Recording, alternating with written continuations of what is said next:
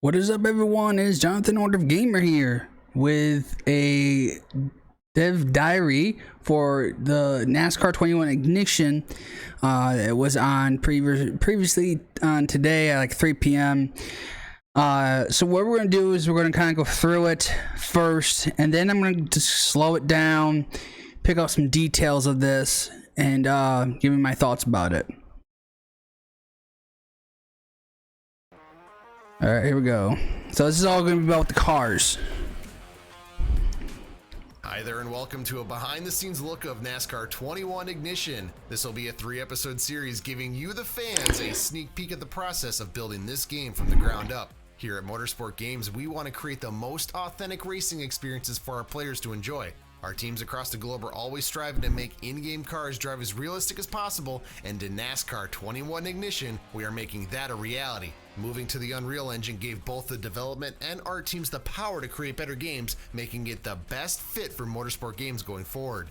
Today, we're going to take a look at the cars in NASCAR 21 Ignition and how the developers took the real-life vehicles you see on the track and converted them into a digital form. While previous NASCAR games shared DNA with the likes of NASCAR Thunder titles from back in the mid-2000s, we know the fans have wanted the most realist experience possible, so NASCAR 21 Ignition was built from the ground up to make it feel fresh and authentic, representing the real-life sport in a video game in the most faithful way. And we made it feel real, the way the cars accelerate and brake, running tight or loose, and how the dynamics of the car feel different when running up front or going 3 wide in the mid-pack at each track. However, this process of making things feel right wasn't always easy, as real-life NASCAR teams don't make all their setup information public. They have their secrets on how they make their cars the fastest on the grid, and each one is hand-built. So we worked directly with NASCAR to gather detailed aero, drivetrain, suspension, and setup information to make NASCAR 21 Ignition the most authentic driving experience in the market. As a player, you'll experience the different aero packages on the car depending on which track you're at, so you'll see and feel a difference between your cars on the 1.5 miles, short tracks, and even treaded tires on the dirt at Bristol. We built this game with ultimate realism in mind. For many players, that's an exciting prospect, but we don't want to push those away who want an experience that's as simple as picking up a controller and burning rubber. NASCAR 21 Ignition introduces an assist mode called Novice, which lets you play with a single button, almost like slot car racing, and the game takes care of the rest. If you played NASCAR Heat 5, it's like the rookie mode, and with full control over what driving assist you have switched on. If you're brand new to racing and want a helping hand, or you're a veteran that's ready to dive into the deep end, NASCAR 21 Ignition will be ready and waiting for you. That's it for this episode. Be sure to keep an eye out for our next, where we'll talk about all the detail and process of getting all the tracks in the game. See you next time. Alrighty, so let's go back to some areas of the game here. So right here, you can see the basic cockpit here with all the stuff, and you can see the RPMs, oil temperatures, water temperatures, what gear you're in, current lap delta, how many laps you're running at this point in time. So that looks all good. They even have a digital like readout for the lights in case for like pit road. Granted, I don't know if we're ever going to be using going on pit road per se. Now granted, you could use these for shifting lights too. Sometimes they'll indicate when you need a shift, but yeah, that looks good there when it comes to that. Here another, just the way they're showing the process of how and everything went together. It's a lot of jumble stuff. I mean, it's things I wouldn't understand how they do it. If they told me right to my face, I still kind of go, yep, that's great. I have no clue what you just said. So here's another part of the laser scan. So basically from scan to finished product, or at least close to finished product. Same thing as the cars. Some people already been putting this out, how much the shadow here was like horrendously like too much. Which I can agree, that was a little too much when they right here, and this is right here. This is the final product, and they put too much sun angle on it. I feel like, then granted, who knows what you could do in post-op stuff. Maybe they have more different angles. I mean, obviously you do have more camera angles, but maybe you can change the day of light. Maybe, doubt it, but that would be cool though, right?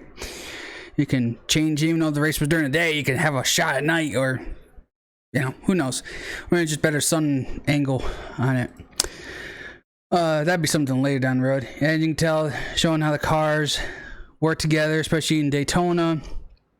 Now, though this has nothing to do with the cars, look at the cracks in the track. Look at that. I mean, that's attention to detail when you have almost like potholes starting to happen on the track. That is awesome. Not sure what track this is, but that's amazing. So no more shots here, more shots. All right, showing the tire, how it's been developed. Graphics wise, more shots of more uptight shots in the cockpit. Nice sun angle and that stuff. Looks like it's taking a very good line. I mean, obviously this is a player. Now here comes the awesome thing about this. What I like about it. Now, it is only showing a preset thing, but I do believe you're gonna have an option where you can make your own adjustments directly to the car. Like, you can specifically change a single thing, like the shocks, springs, all that kind of stuff. This is just a preset thing they're trying to show you. And if you're new to NASCAR and you don't know what tight loose is, it tells you.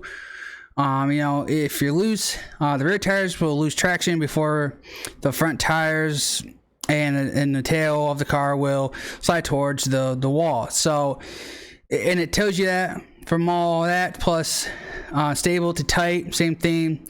The front tires will lose traction before the rears, and the nose car will slide towards the wall. In other words, you hit the front of the car with the wall. If you're tight, you hit the front of your car with the wall. If you're loose, you hit the rear with the rear of the car with the wall. I'm trying to say that. So yeah, Texas, the evil track, Texas. Yes. I want to go back here and go back to the track. This is turn 1 and 2. I think they got the banking just a little bit too high, and it's wide. They got the wide part right, but I think the degree of banking is just a little bit too wide. Now I could be wrong, but granted, I play a lot of iRacing, so I've been to Texas and I've used Texas on iRacing. It seems flatter than what this shows, but maybe it is tall, so I'm thinking it is.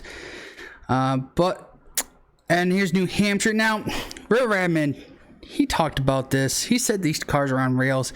I don't know if you know what's his name, Disco Inferno. He's a YouTuber as well. I watched some of this as well. He said they're not on rails. So you be the judge. Are they on rails or not? They don't look like, to me, they look like they have kind of a wavy kind of movement to them. Yeah, they may be on a rail when it comes to what line they are, but the cars are not stiff. They do move around. They do get loose. Maybe it's not as loose as you probably want them to, or tight as you want them to, but they do move around. They're not like stiff as a board. So I don't know. Maybe we have to see about that one. Talking about setups here, cockpit. That's nice designs, how they do that. Finished product. Now, on this shot, you do see some guys not running against the wall, but then you see some guys are. So, I don't know. It's almost like half-half. It's half finished and half not finished. And let's be very clear. If anybody has run iRacing or has ran any other racing games, they don't always get right next to the wall. Heck, in real life, they don't get right up against the wall. There is a good margin of gap they put in there, because they figured they realized the closer you get to the wall, the more that the air pushes back on the car, which causes drag. You don't want drag, right? So maybe they got it right. Who knows? And showing the car's product here, how it's finished. Kyle Larson, go figure. All right, this is where they're showing the difference of aero packages. Obviously, you have Daytona, and then you have the short track packages, Super Speedway, Daytona, Talladega, short tracks, Bristol, Martinsville, and also road courses. As you see right here in the back shot here. Yep, right here. So that's super speedways, which we're going this weekend. Well, though, here's the thing. I wonder if they're going to update this. I don't know if they will, just because it's such a nuisance. I feel like just keep changing it out. But the Wicca bill is gone off the cars. NASCAR updated that, and they're going to be gone and reduced the horsepower.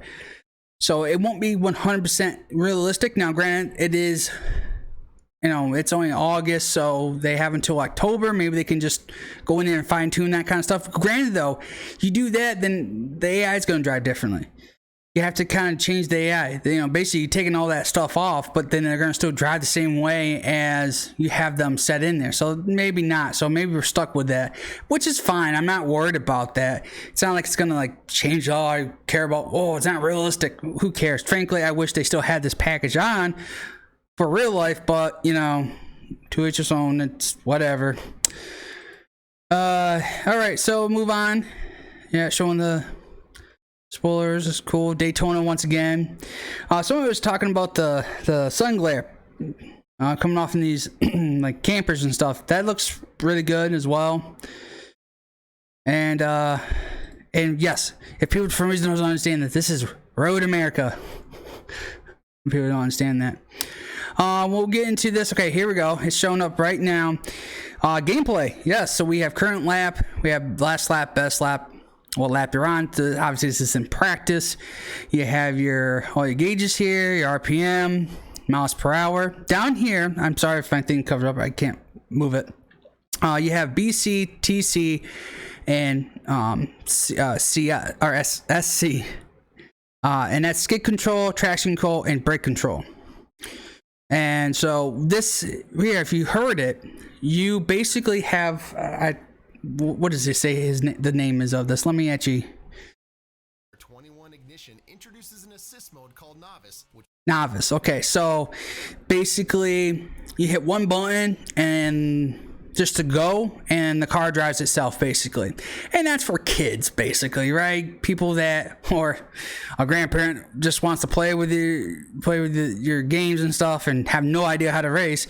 That's for them too. But that definitely helps your ability to learn how to get used to racing without having to learn the ins and outs of, especially if you're going into steering wheels and things like that. So this definitely helps them. But gameplay, it looks really good here. I mean, look at that. Just inches of smacking that wall. Whoever's driving he knows his car, that's for sure. Holy crap. That was inches of smacking that wall. Pulling it off in there, and the speed's going back down to 139, which seems realistic. I think that's what they were running there. In the corners, about 139 to 140. And then kind of playing with the throttle.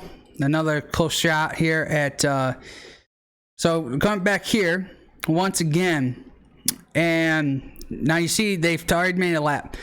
Now the times are definitely off, but if they're on an assist, your speeds are going to be slow because the game's overcompensate for everything. It's going to break sooner. It's going to it's going to be just a lot slower in general because you're trying to get used to it, and it doesn't want you to feel like you have to drive faster. So when you have these assists, you're most likely running on rookie, you're running on a slower pace basically. So the AI is easier, and they're going to match your times. They're going to come back to you versus you trying to speed up to them basically. So you have the last so 31:18, that's definitely off. They're running about 29s to 30-second range over of course for a run 20-25 laps. Yeah, you might see 31 seconds if you have no assist on, but overall that looks good there. All right, here this is awesome. I'm gonna try to hit this right.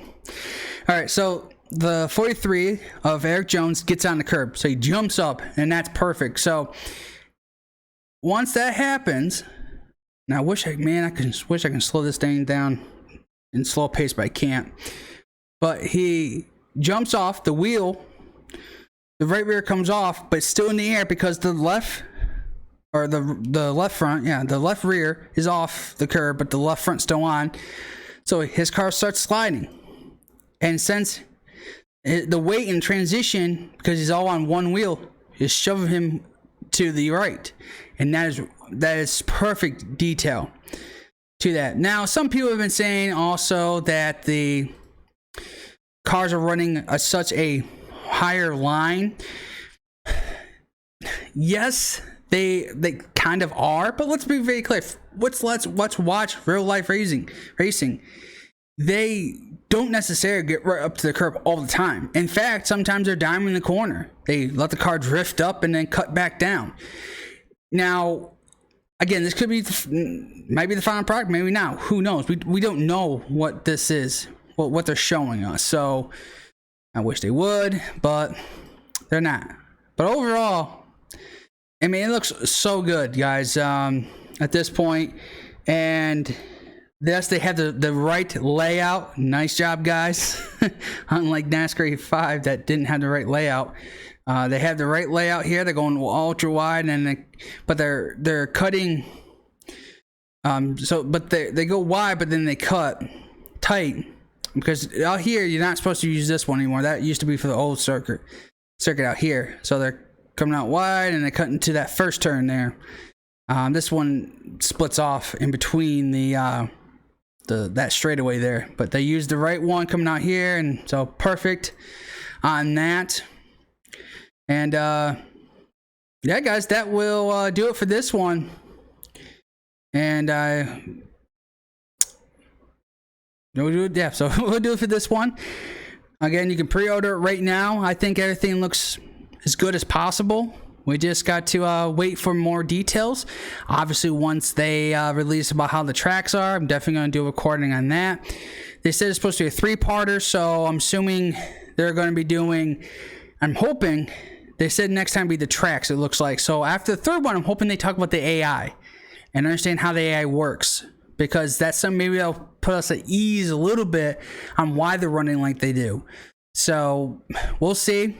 But guys, again, that will do it for this one. If you liked this video, make sure you hit that like button. And if you're new to this channel and you'd like to see more NASCAR 21 Ignition content, consider subscribing. Thanks for watching, and I'll see you in the next one.